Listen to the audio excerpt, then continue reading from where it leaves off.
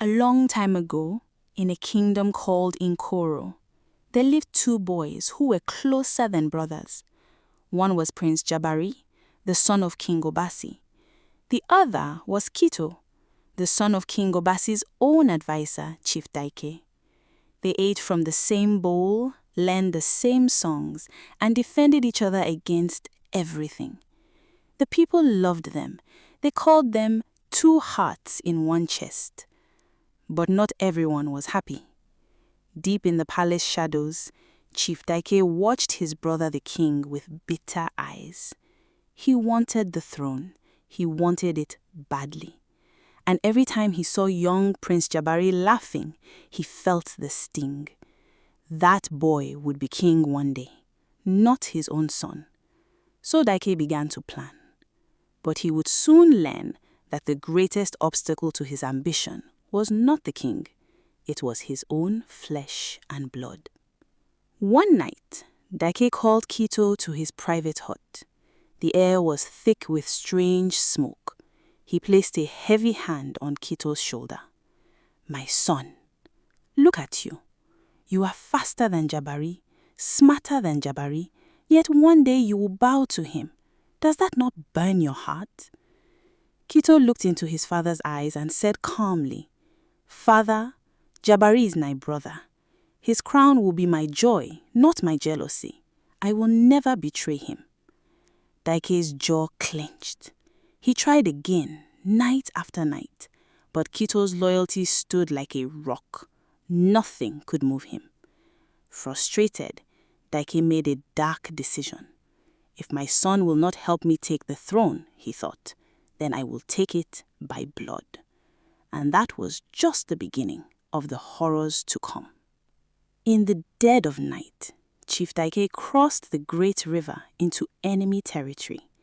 He entered the camp of the Ndele warriors, the sworn enemies of Nkoro. There, by the light of a single lamp, he made a deal with the devil. "Attack our kingdom during the New Yam Festival Eve. The palace gates will be left open. Kill the king and burn everything. When you are done, I will rule the ashes and I will be your loyal ally." The enemy chief grinned. The trap was set. But there was one thing Dike did not count on. His son was about to hear everything. That very night, Kito was walking back from the stream when he saw a shadow slip out of his father's meeting room. It was the Ndele war chief. Kito's heart froze. He crept close to the reed wall and listened. He heard the plan, every horrible word. The attack would come at dawn. There was no time to warn the guards, no one to trust. If he accused his own father publicly, chaos would explode and the enemy would still strike. Kito stood in the darkness, his mind racing. Then a painful idea came to him. He had to save the one person who mattered most. He had to save the prince. But to do that, he would have to carry a terrible secret alone. The next morning, just as the mist covered the ground, Kito rushed to Jabari's door. He forced a smile. "Cousin, I had a dream of the great antelope. Let's go hunting, just the two of us. Leave the royal hunters behind, please." Jabari trusted Kito with his life. He grabbed his spear without a second thought. The two brothers slipped out of the palace and vanished into the deep forest, laughing like children. They had no idea that behind them, death was already marching toward the kingdom. They were deep in the green wilderness when Jabari stopped. A strange smell filled the air. Smoke. Then they saw it. A huge black column rising above the trees. Jabari's face turned pale. Without a word, he ran. He ran faster than the wind, Kito chasing behind. When they reached the edge of the forest, they saw something that would haunt them forever. The entire palace was a roaring fire. The screams had gone silent. The enemy had come, killed, and disappeared. Everything was gone. Jabari fell to his knees, tears streaming through the ash on his face. Then he turned to Kito. His eyes burned with rage. "You knew! You brought me here to save me. Your father planned this. I saw the tracks. You knew!" Kito stood frozen. He said nothing. He took the accusations like arrows, letting his brother's pain hit him. He could not explain, not yet. But in the silence, a painful rift was born, and their true test was only beginning. They wandered the wild forest for many days, two broken shadows. Jabari refused to speak. Kito kept his distance. The silence was heavier than stones. But the forest had its own ways of testing hearts. One day, a poisonous snake bit Jabari's leg. Without a moment's thought, Kito knelt and sucked the venom from the wound, risking his own life. Days later, when Kito collapsed from hunger, Jabari gave him the last piece of dried yam hidden in his bag. No words, just action. One evening, by a tiny fire, Jabari finally broke the silence. "I am sorry, brother. Your father's sin is not yours. You saved my life." Kito grabbed his arm, tears in his eyes. "We are one." They had rebuilt what was broken, but they did not know that danger was quietly following their footprints. Months later, they reached a distant kingdom called Ozi. They cut their royal hair, wore simple clothes, and hid their true names. They became ordinary wanderers. For the first time, they felt peace. And in Ozi, Kito met a woman. Her name was Amara. She had a laugh like music and eyes that made Kito forget his pain. Jabari smiled and blessed their love. "At last, brother, you have found happiness." But hidden behind Amara's beautiful smile was a terrible secret. One night, while the two men slept, armed guards kicked down their door. Torchlight filled the room. The guards wore the uniform of Nkoro, their homeland. And standing among them, with cold, empty eyes, was Amara. "Forgive me," she said flatly. "A king's gold is heavier than a stranger's love." Kito's world shattered.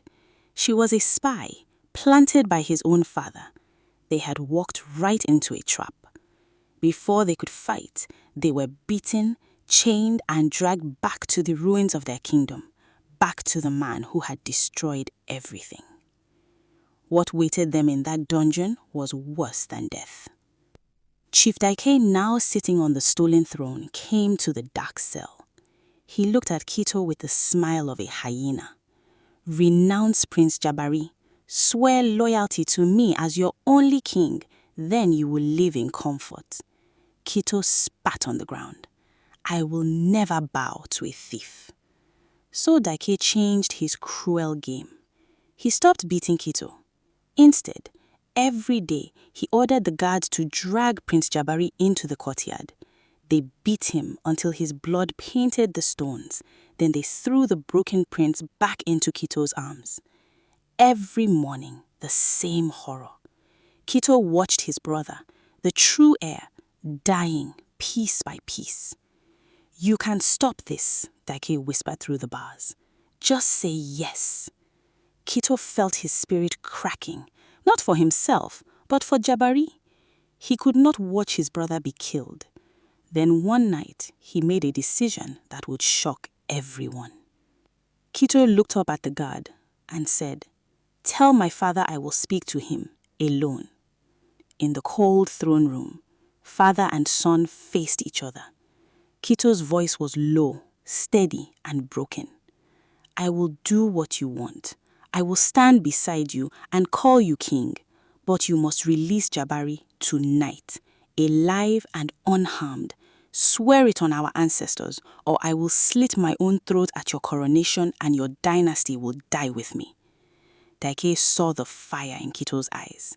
He knew Kito would do it, so he agreed. That night, guards dragged Prince Jabari to the outer gates. He was barely standing, and as the gates opened, he looked back. There, on the high palace balcony, stood Kito, dressed in a leopard skin, standing silently next to the usurper. Kito's face was stone. He did not wave. He did not speak. Jabari's heart shattered. "Traitor!" he screamed into the darkness. "I will come back. I will kill you both." The heavy gate slammed shut. Jabari disappeared into exile with a burning thirst for revenge. But what he did not know was that Kito had just made the greatest sacrifice of all. 2 seasons passed. Kito played the role of the faithful son, letting his father drain the land with cruel taxes. He watched the people suffer and did nothing. Inside, his heart was a graveyard, but he waited. He knew that one day the true king would return. Far away in the wild lands, Jabari gathered loyal warriors, men who had lost families to Dike's cruelty. They trained under the moonlight. Jabari's pain turned into a sharp, unstoppable blade. And then, one morning, the war drum sounded across the plains. Jabari was coming home. The battle was swift. The people, crushed by heavy taxes and Dike's evil acts, rose up inside the walls. Jabari's warriors cut through the palace guards like a storm. Dike fled into the shadows, screaming for help. Jabari, covered in the dust of war, kicked open the doors of the inner chamber. His sword was drawn, his eyes filled with fire. There, standing alone and unarmed, was Kito. Jabari raised his weapon. You sold me for a throne. Now you will pay." But then Kito did something no one expected. He smiled. A wide, relieved smile. He opened his arms. "Ah, finally. What took you so long to come back?" Jabari froze. His sword hand trembled. "What madness is this?" Kito walked closer, ignoring the blade's point. "Do you really want this throne? I was bleeding inside this golden cage. Every day I sat there, I kept your seat warm. I made that deal with my father to save your life. If I had refused, he would have killed you that very night. I sent you away so you could live, grow strong, and come back. And you did. My brother, you did." The silence that followed was heavier than 1,000 war cries. Jabari's rage crumbled. He saw the deep scars on Kito's wrists, the pain hidden behind his eyes. Everything made sense. He had misjudged the one person who had sacrificed everything for him. The sword fell to the floor with a loud clang. Jabari grabbed Kito and pulled him into a tight embrace. Tears mixed on their faces. "I am so sorry," Jabari wept. "I am not worthy of such love." Kito held him tighter. "Blood makes us family, but loyalty is the life we choose." Justice was done swiftly. The people gathered in the central square. Chief Dike was dragged out, his crimes announced: cruel taxes that starved children, the rape of 3 innocent women, and the murder of the beloved King Obasi. The sentence was death by cleansing fire.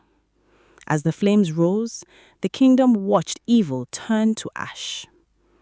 The next morning, under a clear sky, the elders placed the white crown on Jabari's head. The drums of joy thundered. And when the new king Jabari turned to his court, he called one name. "Kito, step forward." Kito knelt, head bowed. "My king." Jabari lifted him up and fastened a golden lion's claw around his neck, the highest symbol of loyalty. "You are no longer just my blood. You are my head of security, my trusted right hand. You held up the sky when I was weak. Now you stand beside me forever." The crowd erupted in celebration. The story traveled from village to village, from the grasslands to the great rivers. And so, the kingdom of Nkoro learned a truth that would echo for generations. True loyalty goes beyond blood. It is not about who you are born to, but who you choose to stand with until the very end.